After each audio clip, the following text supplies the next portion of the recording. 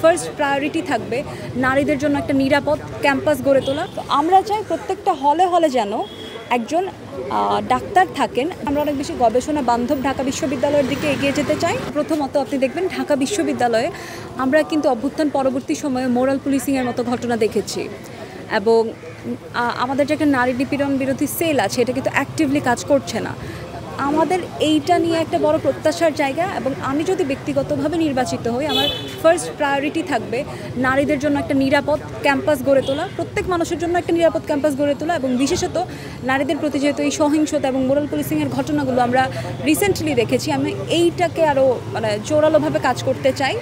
এবং পরবর্তীতে আমাদের পুরো প্যানেলেরই একটা টার্গেট, আপনি দেখবেন যে আমাদের ঢাকা ইউনিভার্সিটিতে প্রত্যেকটা হলে হলে কোনো ইমার্জেন্সি মেডিকেল রেসপন্স টিম নেই। তো আমরা চাই প্রত্যেকটা হলে হলে যেন একজন ডাক্তার থাকেন যিনি হচ্ছে ওই ইমার্জেন্সি কেসেসের জন্য শিক্ষার্থীদের সহযোগিতা করবেন এবং ওই বিষয়টা ট্রিটমেন্ট করবেন।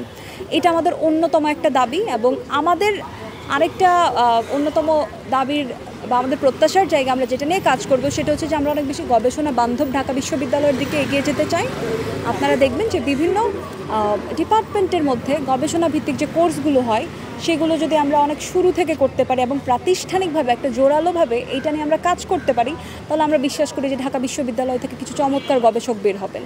তো আমরা এই জায়গাগুলোতে জোর দিচ্ছি এবং কাজ করার চেষ্টা করছি। আমরা কিন্তু দীর্ঘদিন একটা অভ্যুত্থান পরবর্তী সময়ে যারা নারী নেতৃত্বে যারা দিয়েছেন তাদের কিন্তু আইডিতে দেখি যে আপনি দেখবেন যে নিচে গিয়ে বিভিন্ন স্লাট শেমিং করা হচ্ছে, তাদেরকে হেয় করা হচ্ছে এবং হেয় প্রতিপন্ন করে কমেন্ট করা হচ্ছে। তো আমরা একটা বিশেষত দেখি যে একটা গোষ্ঠীর মধ্যে আসলে নারীদের এই নেতৃত্বের জায়গাটা থেকে তারা খুব একটা পরিষ্কার না বা তাদেরকে নিয়ে কাজ করতে চান না। তো সেই জায়গা থেকে আমরা লক্ষ্য করছি যে একটা বিশেষ জনগোষ্ঠী আসলে নারীদেরকেই অনলাইনে একটা হেনস্থা করছেন, এবং এইটার বিরুদ্ধেও আমরা একটা সরব ভূমিকা রাখবো। এবং আমরা চাই যে এই কোনো ধরনের নারীদেরকে হেনস্থা যেন না করা হয়, অনলাইন এবং অফলাইন দুই জায়গাতেই যেন নারীরা নিরাপদ থাকে।